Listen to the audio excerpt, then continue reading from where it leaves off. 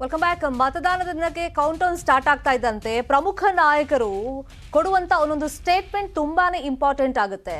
ಈಗ ಬೇರೆ ಪಕ್ಷದವರನ್ನ ತೆಗಳಬೇಕು ಅನ್ನೋ ಭರದಲ್ಲಿ ನಾಲ್ಗೆಯಿಂದ ಏನೇನೋ ಪದಗಳು ಉದುರು ಬಿಟ್ರೆ ಜನ ಮತ್ತೆ ಪ್ರಮುಖ ಸಮುದಾಯಗಳು ಅದನ್ನ ಹೆಂಗೆ ಕನ್ಸಿಡರ್ ಮಾಡ್ತಾರೆ ಅನ್ನೋದು ಇಂಪಾರ್ಟೆಂಟ್ ಆಗುತ್ತೆ. ಅದು ಮತಗಳ ಮೇಲೆ, ಇಡೀ ಪಕ್ಷದ ಮೇಲೆ ಯಾವ ರೀತಿ ಎಫೆಕ್ಟ್ ಆಗುತ್ತೆ ಅನ್ನೋದಕ್ಕೆ ಮತ್ತೊಮ್ಮೆ ಸಿದ್ದರಾಮಯ್ಯ ಕೊಟ್ಟಿರುವಂತಹ ಸ್ಟೇಟ್ಮೆಂಟ್ ಅನ್ನ ಜೀವಂತವಾಗಿರಿಸಬೇಕು, ಅದನ್ನೇ ಹಿಡ್ಕೊಂಡು ನಾವು ಪ್ರಚಾರ ಮಾಡಬೇಕು ಅಂತ ಹೇಳಿ ಬಿಜೆಪಿ ಅಸ್ತ್ರವಾಗಿ ಪ್ರಯೋಗ. ಈಗ ಕಾಂಗ್ರೆಸ್ಗೆ ಅಸ್ತ್ರವಾಗಿರುವಂತದ್ದು ಲಿಂಗಾಯತ ಅಸ್ತ್ರ.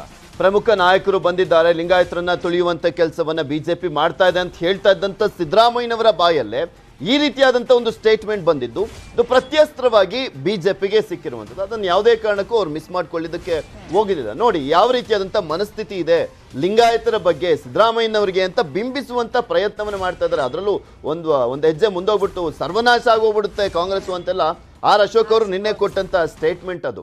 ಸೊ ಹೀಗಾಗಿ ಈಗ ಸಿದ್ದರಾಮಯ್ಯನವರು ಕೊಟ್ಟಿರುವಂತ ಸ್ಟೇಟ್ಮೆಂಟ್ ಒಂದು ರೀತಿಯಾಗಿ ರಾಜಕೀಯ ಅಸ್ತ್ರ ಆದ್ರೆ ಇನ್ನೊಂದು ರೀತಿಯಾಗಿ ಕಾನೂನು ರೀತಿಯಲ್ಲೂ ಅಸ್ತ್ರವಾಗಿ ಪರಿಣಮಿಸ್ತಾ ಇರುವಂತದ್ದು. ಅದು ಎಷ್ಟು ಮಟ್ಟಿಗೆ ಎಫೆಕ್ಟ್ ಆಗುತ್ತೆ ಅನ್ನುವಂಥದ್ದನ್ನ ಕಾದ್ ನೋಡ್ಬೇಕಾಗಿದೆ. ಬಿಕಾಸ್ ಅವರು ನಾನು ಆ ರೀತಿಯಾಗಿ ಹೇಳಿದ್ದಲ್ಲ, ಇನ್ನೊಂದು ರೀತಿ ಅಂದ್ರೆ ಬೊಮ್ಮಾಯಿ ಅವ್ರನ್ನ ಟಾರ್ಗೆಟ್ ಮಾಡ್ಬಿಟ್ಟು ಹೇಳಿದ್ದು ಇಡೀ ಲಿಂಗಾಯತ ಸಮುದಾಯವನ್ನ ಅಲ್ಲ ಅಂತ ಹೇಳ್ತಾ ಇದ್ದಾರೆ. ಬಟ್ ಅದೇನೇ ಆದ್ರೂ ಕೂಡ ಈಗ ಕಾನೂನಿನ ತೊಡಕನ್ನ ಕೂಡ ಎದುರಿಸಬೇಕಾಗಿದೆ ಸಿದ್ದರಾಮಯ್ಯನವರು. ಬಿಕಾಸ್ ಮೋದಿ ಹೆಸರಿನವ್ರು ಎಲ್ಲರೂ ಕೂಡ ಕಳ್ಳರೇ ಭ್ರಷ್ಟರೇ ಅನ್ನುವ ರೀತಿಯಲ್ಲಿ ರಾಹುಲ್ ಗಾಂಧಿ ಕೊಟ್ಟಂತ ಸ್ಟೇಟ್ಮೆಂಟ್ ಸತತವಾಗಿ ಒಂದು 5 ವರ್ಷಗಳ ಕಾಲ ವಿಚಾರಣೆ ಎಲ್ಲ ಆಗಿ ಫೈನಲಿ ಅವರಿಗೆ ಶಿಕ್ಷೆ ಕೂಡ ಆಗ್ಬಿಟ್ಟು ಅವ್ರ ಸಂಸದ ಸ್ಥಾನನೇ ಹೋಗ್ಬಿಟ್ಟಿತ್ತು.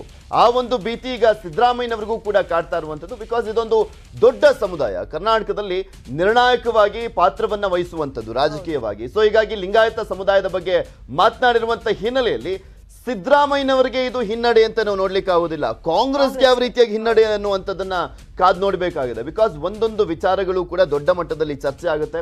ಎಲೆಕ್ಷನ್ ಸಂದರ್ಭದಲ್ಲಿ ಮಾತನಾಡುವಂತ ಪ್ರತಿಯೊಂದು ಹೇಳಿಕೆಗಳು ಕೂಡ ಪ್ರಬಲ ಅಸ್ತ್ರವಾಗ್ತವೆ, ಬ್ರಹ್ಮಾಸ್ತ್ರವಾಗ್ತವೆ. ಅದೇ ರೀತಿಯಾದಂತ ಇಕ್ಕಟ್ಟಿನ ಪರಿಸ್ಥಿತಿಯಲ್ಲಿ ಈಗ ಸಿದ್ದರಾಮಯ್ಯನವರು ಮತ್ತೆ ಕಾಂಗ್ರೆಸ್ ಸಿಕ್ಕಾಕೊಂಡಿದೆ ಅಂತ ಹೇಳಿದ್ರೆ ತಪ್ಪಾಗ್ಲಿಕ್ಕೆ. ಏನೋ ಡ್ಯಾಮೇಜ್ ಕಂಟ್ರೋಲ್ ಮಾಡಬೇಕು ಅಂತ ಹೇಳಿ ಸಿದ್ದರಾಮಯ್ಯ ಅವರು ಪ್ರಯತ್ನ ಪಡ್ತಾ ಇದ್ದಾರೆ. ಲಿಂಗಾಯತ ಸಿಎಂ ಅಂತ ನಾನು ಹೇಳಿದ್ದಲ್ಲ, ಸಿಎಂ ಇದಾರಲ್ಲ ಇಟ್ ಪ್ರೆಸೆಂಟ್, ಅವ್ರ ಬಗ್ಗೆ ನಾನು ಅಷ್ಟೇ ಹೇಳಿರೋದು.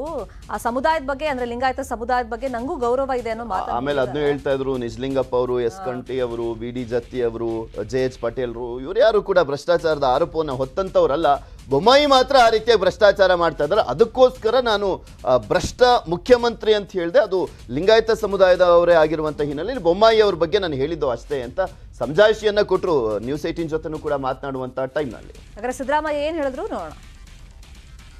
ಆಗ್ತಕ್ಕಂಥ ಹೇಳಿಕೆ ಕೊಟ್ಟೇ ಇಲ್ಲ, ಆ ಥರ ಕೊಟ್ಟೇ ಇಲ್ಲ. ಇದು ತಿರುಚಿರ್ತಕ್ಕಂಥದ್ದು. ನಾನೇನು ಹೇಳಿದೆ, ಲಿಂಗಾಯತರನ್ನ ಇದನ್ನ ಎಲೆಕ್ಷನ್ ಕಾರ್ಡ್ ಮಾಡ್ಕೊಂಡಿದ್ದಾರೆ, ಲಿಂಗಾಯತರ ಮುಖ್ಯಮಂತ್ರಿ ಮಾಡಬೇಕು ಅಂತ ಹೇಳ್ತಾ ಇದ್ದಾರೆ ಅಂತ ಹೇಳಿದ್ರು. ನೋಡಪ್ಪ, ಲಿಂಗಾಯತ ಸಮಾಜದವರು ಬಹಳ ಒಳ್ಳೆ ಮುಖ್ಯಮಂತ್ರಿಗಳಾಗಿದ್ರು. ಈಗ ಬಸವರಾಜ ಬೊಮ್ಮಾಯಿ ಅವರು ಈಗ ಬಂದು ಕರಪ್ಟ್ ಆಗ್ಬಿಟ್ಟಿದ್ದಾರೆ ಅಂತ ಹೇಳಿದೆ ನಾನು. ಲಿಂಗಾಯತರ ಜಾತಿ ಅಂತ ಹೇಳಲಿಲ್ಲ, ಕರಪ್ಟ್ ಆಗಿದ್ದಾರೆ ಬಸವರಾಜ ಬೊಮ್ಮಾಯಿ ಅವರು ಅಂತ ಹೇಳಿದೆ. ಅದಕ್ಕೆ ಇದೇ ವಿಚಾರವಾಗಿ ಇನ್ನಷ್ಟು ಡೀಟೇಲ್ ಆಗಿ ಇನ್ಫಾರ್ಮೇಶನ್ ಕೊಡೋದಕ್ಕೆ ನೇರ ಸಂಪರ್ಕದಲ್ಲಿ ಜಾಯ್ನ್ ಆಗಿದ್ದಾರೆ ನಮ್ಮ political bureau head Chidanand Patel. Chidanand Patel, ಲಿಂಗಾಯತರಿಗೂ ಸಿದ್ದರಾಮಯ್ಯ ಅವ್ರಿಗೂ ಆ ಪದಕ್ಕೂ ಯಾಕೆ ಆಗ ಬರ್ತಾ ಇಲ್ಲ ಗೊತ್ತಿಲ್ಲ. ಯಾಕಂದ್ರೆ ಲಾಸ್ಟ್ ಟೈಮ್ ಅವ್ರು 5 ವರ್ಷ ಕಂಪ್ಲೀಟ್ ಮಾಡಿದಾಗ್ಲೂ ಕೂಡ ಈ ಲಿಂಗಾಯತ ಪ್ರತ್ಯೇಕ ಧರ್ಮದ ವಿಷಯ ಕೈ ಹಾಕ್ಬಿಟ್ಟು ದೊಡ್ಡ ಎಡವಟ್ಟನ್ನ ಮಾಡ್ಕೊಂಡ್ರು. ಅದಕ್ಕೆ ಅಧಿಕಾರಕ್ಕೆ ಬರಲಿಲ್ಲ, ಅದೇ ಮೇನ್ ರೀಸನ್ ಅಂತ ಚರ್ಚೆಗಳು ನಡೀತು. ಈಗ ನೋಡಿದ್ರೆ ಬಸವರಾಜ ಬೊಮ್ಮಾಯಿ ಅವ್ರ ಬಗ್ಗೆ ಮಾತಾಡ್ತಾ ಮತ್ತೆ ಲಿಂಗಾಯತ ಅನ್ನೋ ಪದ ಬಳಕೆ ಆ ಸಮುದಾಯವನ್ನ ಟಾರ್ಗೆಟ್ ಮಾಡಿದಾರಲ್ಲ. ಸಿದ್ದರಾಮಯ್ಯಗೆ ಮಾನಹಾನಿ ಮಾಡುವಂತ ಪ್ರಯತ್ನಗಳು ಮತ್ತೆ ಬಿಜೆಪಿಗೆ ಅಸ್ತ್ರ ಸಿಕ್ಕಿದೆ. ಜೊತೆ ಕಾನೂನು ರೀತಿಯಲ್ಲಿ ಹೋರಾಟ ಮಾಡೋದಕ್ಕೆ ಬಿಜೆಪಿಯ ಪ್ರಿಪರೇಷನ್.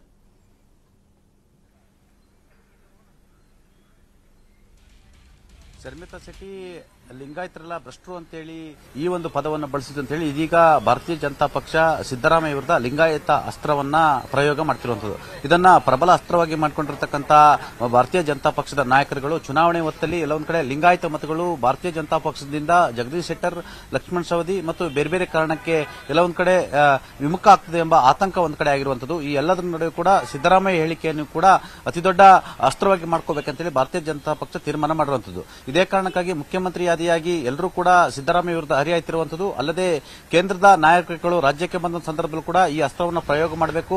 ಕೇಂದ್ರ ಗೃಹ ಮತ್ತು ಸಹಕಾರ ಸಚಿವ ಅಮಿತ್ ಶಾ ಸೇರಿದಂತೆ ಎಲ್ಲರಿಂದಲೂ ಕೂಡ ಈ ಒಂದು ಅಸ್ತ್ರದ ಸಂಬಂಧಪಟ್ಟಾಗಿ ಈಗಾಗಲೇ ಪ್ರಯೋಗ ಮಾಡಬೇಕಂತ ಚರ್ಚೆ ಆಗ್ತಿರುವಂತದ್ದು.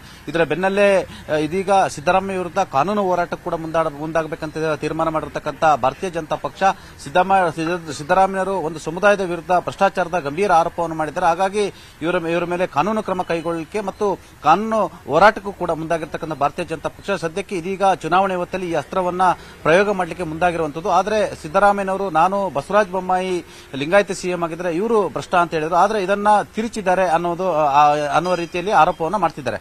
ಹಾಗಾಗಿ ಇದು ಎಷ್ಟು ಮಟ್ಟಿಗೆ ಲಿಂಗಾಯತ ಮತಗಳ ಮೇಲೆ ಪರಿಣಾಮ ಬೀರುತ್ತೆ ಅನ್ನೋದು ಕಾದು ನೋಡಬೇಕಾಗಿದೆ. ಯಾಕಂತೇಳಿದ್ರೆ ಈಗಾಗಲೇ ಸಮಾಜದ ಅನೇಕ ಮಠಾಧೀಶರು ಕೂಡ ಸಿದ್ದರಾಮಯ್ಯನವರ ಹೇಳಿಕೆಯನ್ನು ವಿರೋಧಿಸುತ್ತಿರುವಂತದ್ದು. ಇದರ ಬೆನ್ನಲ್ಲೇ ಸಿದ್ದರಾಮಯ್ಯ ಪದೇ ಪದೇ ಕ್ಲಾರಿಫಿಕೇಶನ್ ಕೊಡ್ತಿರುವಂತದ್ದು. ಮತ್ತೊಂದು ಕಡೆ ಇದೇ ವಿಚಾರವನ್ನ ಬಸವರಾಜ ಬೊಮ್ಮಾಯಿ ಸೇರಿದಂತೆ ಅನೇಕ ನಾಯಕರುಗಳು ಪ್ರಸ್ತಾಪವನ್ನು ಮಾಡ್ತಿರುವಂತದ್ದು. ಒಟ್ಟಾರೆ ಚುನಾವಣಾ ಸಮಯದಲ್ಲಿ ಇದೀಗ ಸಿದ್ದರಾಮಯ್ಯ ವಿರುದ್ಧ ಮತ್ತೆ ಲಿಂಗಾಯತ ಅಸ್ತ್ರವನ್ನ ಪ್ರಯೋಗ ಮಾಡಿರುವಂತದ್ದು. ಇದರಲ್ಲಿ ಭಾರತೀಯ ಜನತಾ ಪಕ್ಷ ಎಷ್ಟರ ಮಟ್ಟಿಗೆ ಸಕ್ಸಸ್ ಆಗುತ್ತೆ ಅನ್ನೋದನ್ನ ಕಾದು ನೋಡಬೇಕಾಗಿದೆ. ಶರ್ಮಿತಾ ಶೆಟ್ಟಿ. ಥ್ಯಾಂಕ್ ಯು ಚಿದಾನಂದ ಪಟೇಲ್ ಈ ಕ್ಷಣದ ಅಪ್ಡೇಟ್ಸ್ಗೆ. ಶರ್ಮಿತಾ, ಇಲ್ಲಿ ಬಯಸದೆ ಬಂದ ಭಾಗ್ಯದ ರೀತಿಯಲ್ಲಿ ಜಗದೀಶ್ ಶೆಟ್ಟರ್ ಅವರು, ಲಕ್ಷ್ಮಣ್ ಸವದಿ ಅವರು ಯಾರು ಕೂಡ ಊಹೆ ಮಾಡಿರಲಿಲ್ಲ ಇವರು ಕಾಂಗ್ರೆಸ್ಗೆ ಬರ್ತಾರೆ ಅಂತ. ಅವ್ರು ಬಂದಂತ ಟೈಮ್ನಲ್ಲಿ ಒಂದು ಪ್ರಬಲವಾದಂತ ಅಸ್ತ್ರವನ್ನ ಯೂಸ್ ಮಾಡ್ಕೊಂಡ್ರು. ಬಟ್ ಈಗ ಸಿದ್ದರಾಮಯ್ಯನವರು ಆ ಅಸ್ತ್ರ ಕಂಪ್ಲೀಟ್ ಆಗಿ ಒಳ್ಳೆ ನೀರಿಸ್ತಾರಲ್ಲ ಆ ರೀತಿಯಾಗಿ ಆದಂತ ಆಗ್ಬಿಟ್ಟಿದೆ. ನೋಡ್ಬೇಕು ಇದನ್ನು ಯಾವ ರೀತಿಯಾಗಿ ಉಪಯೋಗಿಸ್ಕೊಳ್ತಾರೆ ಅಂತ. ಬಿಕಾಸ್ ನಿನ್ನೆ ಬೇರೆ ರಾಹುಲ್ ಗಾಂಧಿ ಅವರು ನಾವು ಕೂಡಲ ಸಂಗಮಕ್ಕೆ ಹೋಗಿದ್ದನ್ನ ನೋಡ್ತಾ ಇದ್ವಿ. ಅಲ್ಲಿ ತೇಪೆ ಹಚ್ಚುವಂತ ಕೆಲಸವನ್ನ ಕೂಡ ಮಾಡ್ಲಾಗ್ತಾ ಇತ್ತು. ಸಿದ್ದರಾಮಯ್ಯನವರಿಗೆ ಅಲ್ಲಿ ಮಾತಾಡ್ಲಿಕ್ಕೂ ಕೂಡ ಅವಕಾಶ ಕೊಡ್ಲಿಲ್ಲ. ಬಿಕಾಸ್ ಈಗ ಆಲ್ರೆಡಿ ಒತ್ಕೊಂಡು ಉರಿತಾ ಇದೆ. ಅವರು ಲಿಂಗಾಯತ ಸಿಎಂಗಳ ವಿಚಾರಕ್ಕೆ ಸಂಬಂಧಪಟ್ಟಂತೆ ಮಾತನಾಡಿದಂತ ವಿಚಾರ ಕಾದ್ ನೋಡ್ಬೇಕು. ಬಿಕಾಸ್ ಯಾವ ರೀತಿಯಾಗಿ ಇದೆಲ್ಲವೂ ಕೂಡ ನೆಗೆಟಿವ್ ಆಗ್ಬಿಡುತ್ತೆ ಅಂದ್ರೆ, ನಾವು ಚಾಮುಂಡೇಶ್ವರಿ ಎಕ್ಸಾಂಪಲ್ ತಗೊಬಹುದು. ಚಾಮುಂಡೇಶ್ವರಿಯಲ್ಲಿ 5 ಬಾರಿ ಶಾಸಕರಾಗಿದ್ದಂಥವ್ರು ಸಿದ್ದರಾಮಯ್ಯನವರು. ಅಂತ ಒಂದು ಕ್ಷೇತ್ರದಲ್ಲಿ ಹಾಲಿ ಮುಖ್ಯಮಂತ್ರಿ ಆಗಿದ್ದಂಥವ್ರು ಒಕ್ಕಲಿಗರ ಅಂದ್ರೆ ಕುಮಾರಸ್ವಾಮಿ ವಿರುದ್ಧ, ದೇವೇಗೌಡರ ವಿರುದ್ಧ ಮಾತನಾಡಿದಂಥ ಹಿನ್ನೆಲೆಯಲ್ಲೇ 35,000 ಮತಗಳ ಅಂತರದಲ್ಲಿ ಹಿಂದೆಂದೂ ಕೂಡ ಈ ರೀತಿಯಾಗಿ ಒಬ್ಬ ಹಾಲಿ ಮುಖ್ಯಮಂತ್ರಿ ಸೋತಿರಲಿಲ್ಲ. ಆ ರೀತಿಯಾಗಿ ಹೀನಾಯವಾಗಿ ಸೋಲ್ಬೇಕಾದಂಥ ಪರಿಸ್ಥಿತಿ ಸಿದ್ದರಾಮಯ್ಯನವರಿಗೆ ಎದುರಾಗಿತ್ತು. ಸೊ ಹೀಗಾಗಿನೇ ಬಿಜೆಪಿ ಇದನ್ನು ಯಾವುದೇ ಕಾರಣಕ್ಕೂ ಬಿಡಬಾರ್ದು ಅನ್ನುವಂಥ ನಿಟ್ಟಿನಲ್ಲೇ ಅದನ್ನ ಜೀವಂತವಾಗಿ ಇಟ್ಕೊಂಡು ಹೋಗ್ತಾ ಇದ್ದಾರೆ. 10ನೇ ತಾರೀಕುವರೆಗೂ ಕೂಡ ಇದು ಇದ್ದೇ ಇರುತ್ತೆ ಅಂತ ಹೇಳಿದ್ರೆ ತಪ್ಪಾಗೋದಿಲ್ಲ. ಇದೊಂದು ಬ್ರೇಕ್ ಇರುತ್ತೆ. ಬ್ರೇಕ್ ಆದ್ಮೇಲೆ ವರುಣಾದಲ್ಲಿ ಸಿದ್ದರಾಮಯ್ಯ ಅವರನ್ನ ಕಟ್ ಹಾಕೋ ನಿಟ್ಟಿನಲ್ಲಿ ವಿ ಸೋಮಣ್ಣ ಅವರು ಪರ್ಸನಲಿ ಒಂದಿಷ್ಟು ಪ್ರಯತ್ನಗಳನ್ನ ಮಾಡ್ತಾ ಇದ್ದಾರೆ. ಪ್ರಮುಖ ನಾಯಕರ ಅನಿವಾರ್ಯತೆ ಅವ್ರಿಗಿದೆ. ಬಿಜೆಪಿಯಲ್ಲೇ ನನ್ನ ಸಪೋರ್ಟ್ ಬನ್ನಿ ಅಂತ ಕೇಳ್ತಾ ಇದ್ದಾರೆ. ಅವ್ರು ಬಂದ್ರೆ ಮಾತ್ರ ಅವ್ರಿಗೆ ಸ್ವಲ್ಪ ಗೆಲುವು ಸಾಧ್ಯ ಅಂತ ಕಾಣಿಸುತ್ತೆ. ಅಟ್ಲೀಸ್ಟ್ ಫೈಟ್ ಆದ್ರೂ ಕೊಡಬಹುದು.